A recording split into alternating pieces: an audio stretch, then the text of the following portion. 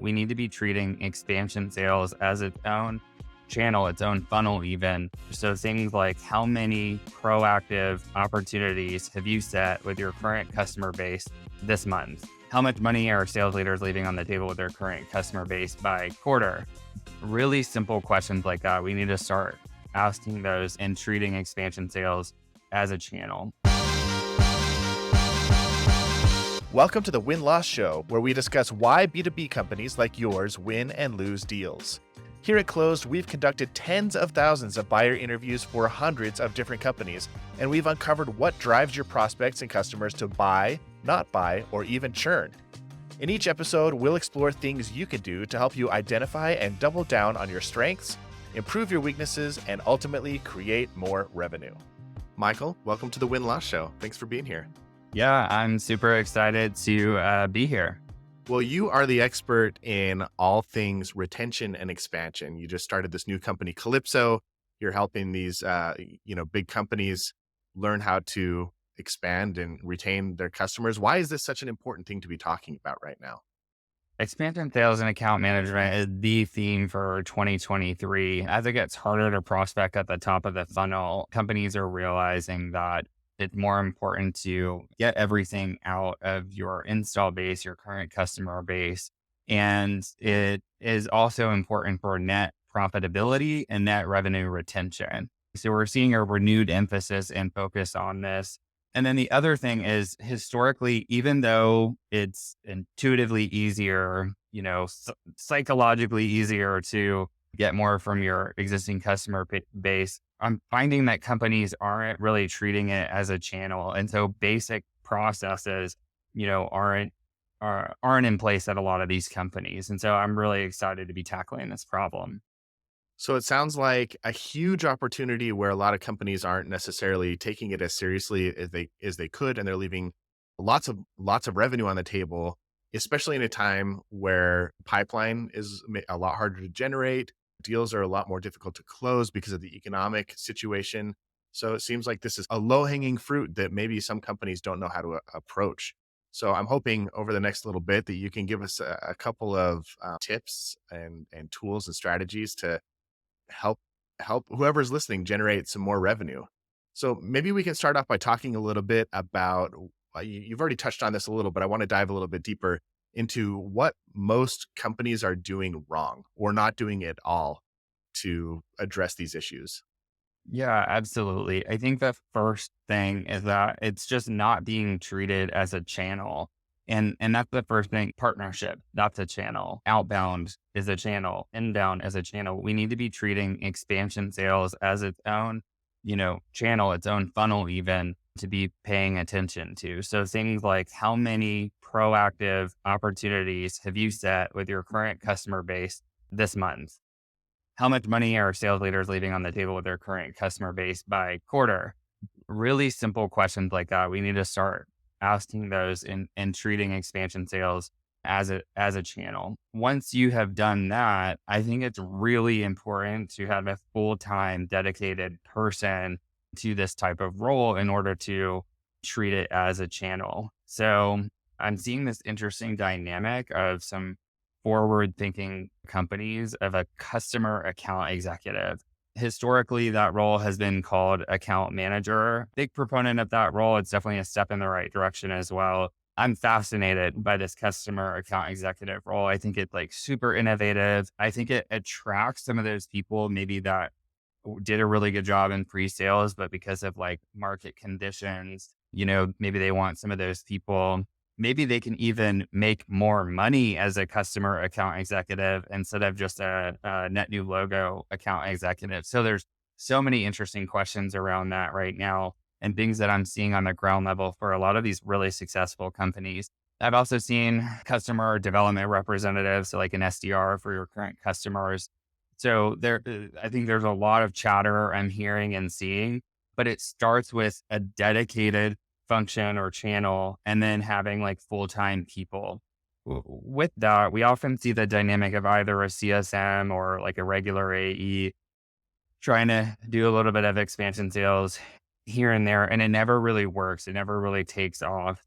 especially in the companies where you do have this big install base, you know that there's a huge potential for cross selling and upselling more. And so having a full time dedicated person is a really important step in that direction. And where would you recommend this person sit within the org? Because it sounds like kind of a hybrid role. Yeah, I think like a lot of organizations do it differently where they have it report to like a VP of CS or a VP of sales.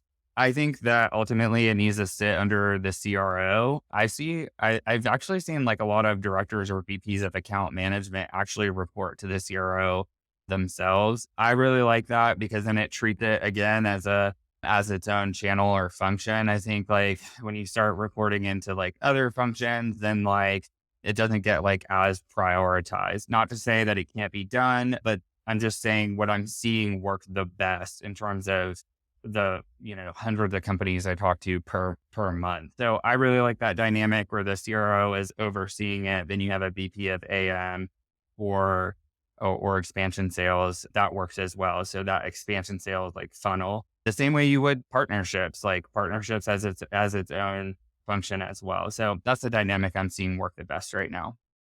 Awesome.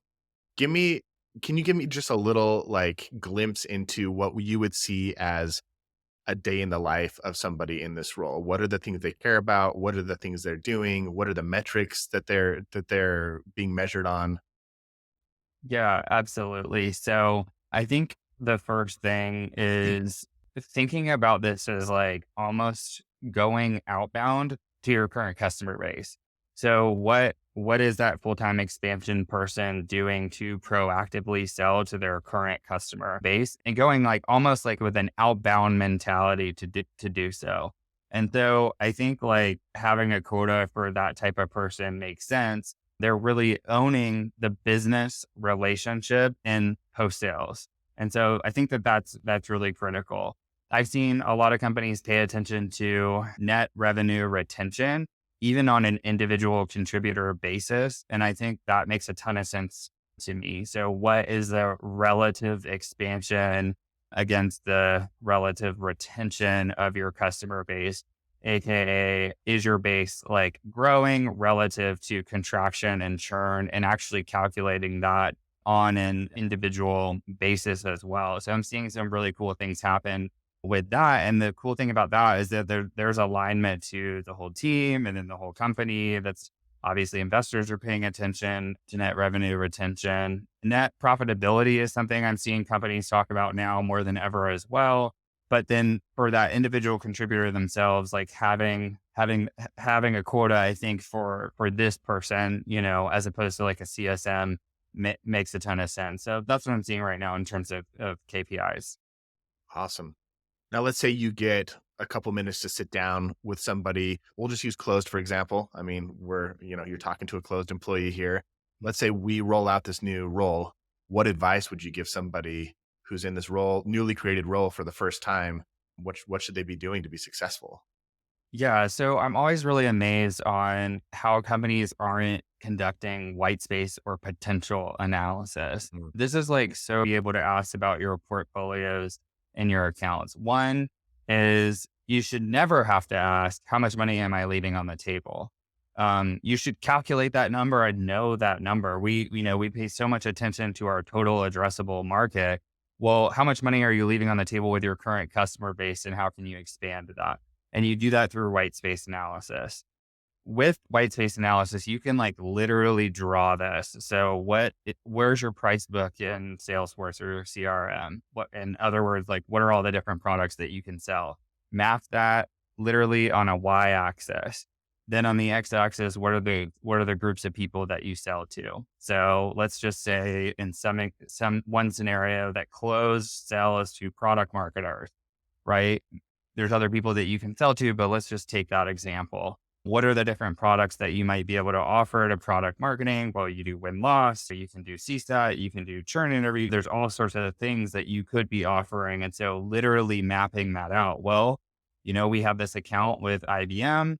IBM is this huge company. We have a 10K deal or that you could be doing with IBM. And while 10K is definitely a win, maybe you start small and then you expand big. You're already whitelisted. You can then go to parent, child, sister companies. And so then that actually brings me to my second point is there's two types of white space. So white space is selling within a company and then realizing what are those external related companies. So really just like doing the exercise of mapping that out. What I see is people give up too quickly. So they have a champion that originally closed the deal. Hey, do you know anybody? No. Okay. And then they move on to the next account. You can't really like give up with them. And that's where the mentality of going outbound to your customers comes into play. You can ask for referrals. So your main point of contact or champion can introduce you to other people. If that doesn't work, you can go outbound yourself and leverage the fact that they are current customers and maybe reach out to a different department or stakeholder. A simple way to do that is through account mapping. Account mapping is the exercise where you understand organizational hierarchies. Are you multi-threaded? How many champions do you have? That sort of thing. So really breaking this down. And now what I'm starting to do is go to this like I'm taking post sales and taking it from being invisible. And now I'm starting to give it radar. I'm starting to gain visibility into what's going on with our current customer base in a very real business sense. And so the simple task of doing white space analysis is extremely powerful for being able to treat it as its own channel. And so few companies are taking advantage of that today. Hmm. Now, what tools would you use to maybe if you were going to start doing a white space analysis or account mapping even, how do you keep track of all of this data? Yeah, so this was a problem that I first experienced at the beginning of my weren't really good solutions for this on the market. So we started building it as a part of our platform at Calypso. So in the platform, you can like in a couple clicks create an account map and do white space within Calypso as well. So I was managing an account management team and I was trying to figure out what was going on. So I took on a couple of accounts myself and I discovered like all of these problems with really just like visibility and like workflow and sales execution and post sale to what is going on with this account. And I bet you if people who are listening go and ask that for any given account, they often don't have the answer. So what do? You go and you dig through the notes and you hope there's answers there. Then you ping somebody in Slack. And it's just like, really, that's how we're working in 2023. Like, you should never have to ask that question. What is going on with this account? You should know the answer. And so I think a big part of that is account planning, especially for the largest revenue oriented accounts or the accounts with the greatest potential for expansion. Just simple things like that, like understanding like who are their competitors? What was the reason that they originally bought us? And oh, by the way, are they achieving those objectives that they sought out to achieve? And so understanding these like super simple questions, I'm seeing like even the best companies fall down. And so I think like providing visibility into post sales is absolutely paramount to knowing what's going on with your customers. Yeah, that visibility is a huge deal. Can you talk to me about you mentioned you took on some accounts yourself. I'm sure you have some stories, whether they're yours or from a client, of successful outcomes when they implement these strategies. Would you mind giving us like a mini case study so that people can see what you're talking about put into practice? Yeah, absolutely. So let's say you are so in the example that I was given where I took on some accounts, I actually went to expand and the very first account I went to expand and there I'll never forget, this account had just been handed off to me and I was literally taking it on to like learn. And in this scenario, they had like completely stopped using the product and the AM had no idea and that information wasn't passed over to me. And it was like some really simple technical thing that just was never fixed in implementation, which is like honestly happens all the time. So and we think that, oh, I would never do that, but it literally happens all the time. So I've had to throw the whole kitchen sink at this. I extended the renewal. I brought in a CSM. I kind of like the dynamic that worked really well for me is I was the expansion AE or the account manager, the CSM was kind of like almost like the relationship of like a sales engineer. They were really helping me drive like the technical side of getting this renewal. So like the CSM fixed the technical thing that was in the way while I was like getting the business commitments. And they ended up downgrading a little bit. So we saved it. But I had to do all this work that was like literally should have been fixed in 2 seconds. And there were a few other deals that ended up happening like that where I saved them, but it shouldn't have even gotten to that point. And I think like so much of these issues with churn is really around prevention.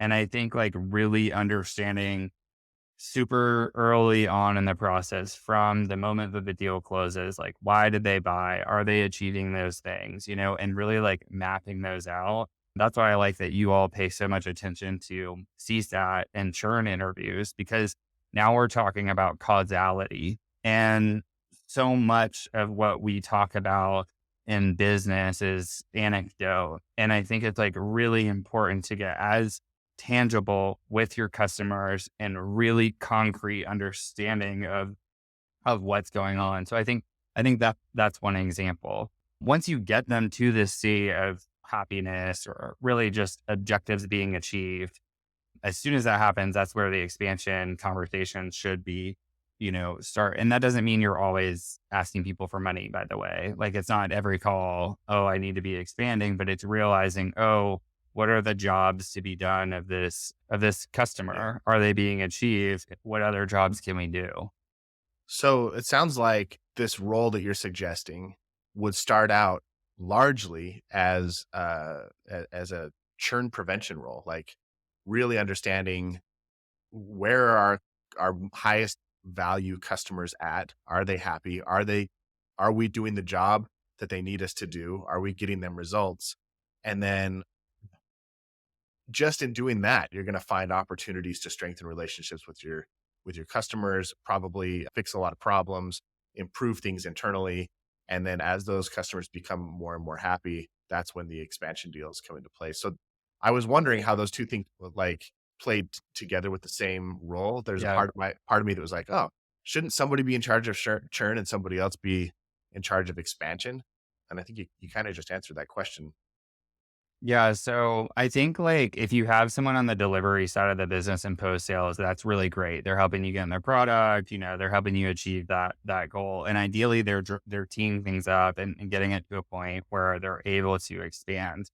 So that's like a big part of the prevention, you know, uh piece. And then for the expansion salesperson, their role with churn specifically is the best defense is a good offense. If you're trying to sell to someone and they're giving you all these objections, like you're gonna hear those things. But the thing is like we're not even seeing people try to be offensive in post sales. They're not trying to go outbound. They're not trying to. And I think in the past, I don't know, since I've been in sales, like companies have had it easy when it comes to getting the most out of their customers because you're just constantly getting this stream of net new logos. Now you're seeing like a team that just like where customers were raising their hand. Oh, I want more now. Oh, I want more now.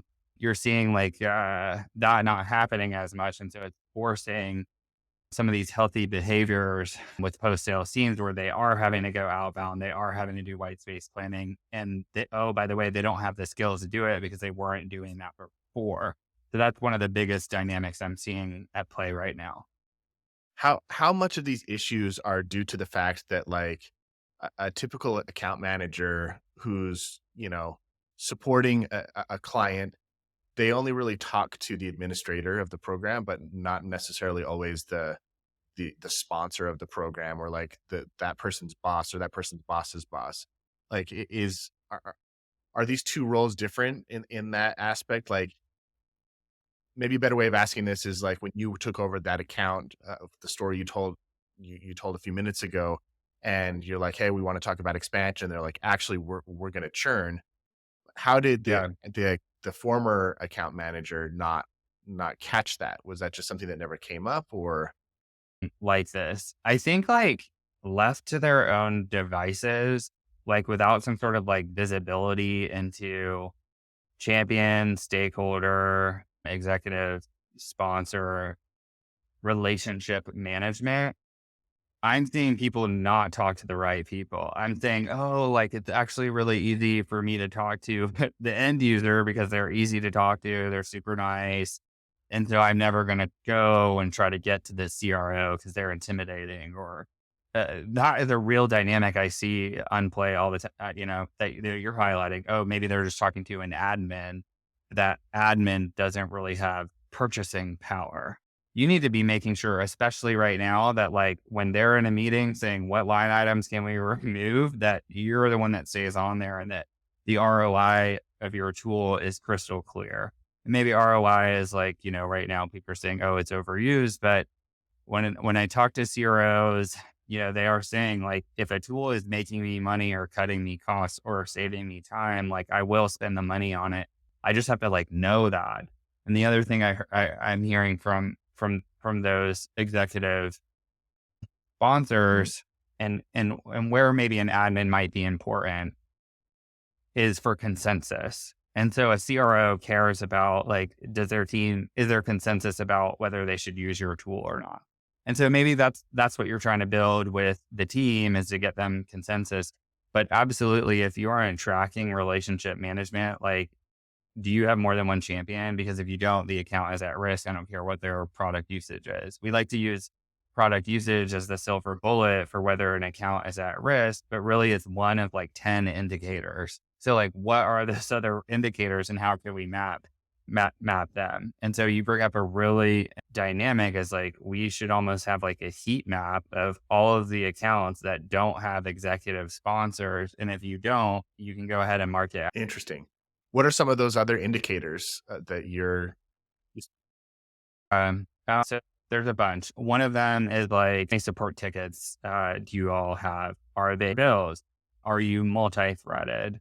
Product adoption is one of them. Are they growing with you? So there's a leading indicator risk. I think the caveat I'll add here is that I think it also there is some variability from company like maybe in how you weight them. But generally speaking, if like there's a million support tickets on an account and your tool is saying 90% health score, that's really scary. I'm also seeing it's like post sales rep sentiment is a little bit scary to me. I think like we need to be looking at this in terms of like data. Another one might be like failed implementation. Seems, but like within like tracking. So like, what are those 10 things for yeah, your company? But looking at this in a deeper way, now we can start to holistically understand risk, which, oh, by the way, is connected to expansion sales and how customers not only stay with us, but talk to me a little bit more about that post-deal sales rep sentiment and why that's maybe not as important as we give it clout. yeah. So a lot of like up until this point, like a lot of what we've heard about post sale. Well, first of all, I think we pretend post sales is this well worn path, like figured out, oh, we got this. And I think we are so far from that point based on what I'm seeing from companies. And so I think up until this point, we're like, oh, like whatever the champion tells us is fine in terms of whether this and whatever the CSM puts into the CRM or whatever tool they're to track the health of an account, like that's what we'll go with. And so we're seeing a lot of scores out, a lot of the customers in general saying like, oh, like this is marked 90%. And there's some executives who are very unhappy when you're like for a renewal, especially right now.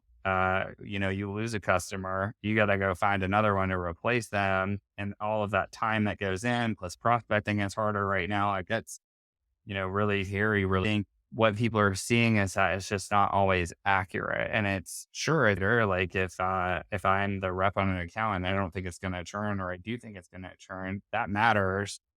But maybe it's like not 50%. Maybe it's Right. We percent. give it too much weight. Interesting. Well, I'm sure after listening to this conversation, there's going to be people who are like, dang, how do I work with Michael? You've obviously thought this through. It's not like a plug and play solution. Like this is a complex problem to solve with a lot of different factors that need to be tracked and measured and understood. and a lot of effort that needs to go into like relationships and understanding your client's goals and whether or not you're achieving those outcomes. And so it's like it's a complex process. So if somebody wanted to learn more from you or get support in rolling out a new role like this, where should they go and what should they do? Yeah, there's two main ways to find me. One is our website, calypso.co, CALLYPSO.co. And then the other way is just to find me on LinkedIn. I'm pretty active on there. Awesome. And if they go to calypso.co, what are they gonna find? Yeah. So on our website, we talk about some of the ways we help out with being a platform for expansion sales and account management. They can, subscribe to the newsletter, either a personal one I write or a company one. Always happy to show the product and get people's feedback on that as well. Awesome. So some education resources and your platform are all there. That's fantastic. Yep, absolutely. Anything that you want to share that I haven't asked you about yet? No, I'm just really excited to be working on and trying to solve this problem for companies. Yeah. I also appreciate how much I learn from other companies, and so I always like hearing from people and on what they're seeing, kind of like how I discovered this customer account executive role that I'm mentioning now. Like that was a really forward thinking company who is saying, wait a minute, there's a dynamic here that we're trying to figure out and a persona that we're trying to attract to role. So I just really love talking to people who are also passionate about, post sales, net revenue retention, expansion sales, account management, all of the above. So I welcome the conversation. Awesome. I guess one last question I have for you is I want you to paint a picture for your ideal customer. So if somebody was interested in Calypso, like who's the ideal person for you guys to come in and help and solve problems for right now? Yeah, absolutely. If they have dedicated expansion sales reps using Salesforce, that's pretty much someone in a dedicated role and using Salesforce, and we can work with them. Pretty agnostic as to industry and company size. We can really work with anyone there. So those are the two main things. Great. Well, Michael, thank you for spending some time with me today. I know I learned a lot. I hope our listeners also learned a lot and that they go check out Calypso. If you enjoyed today's episode with Micahel Tuso and you want to get a pulse on the overall health of your most vital accounts, a great place to start is conducting some customer satisfaction or churn prevention interviews. Our win-loss toolkit can help you get started.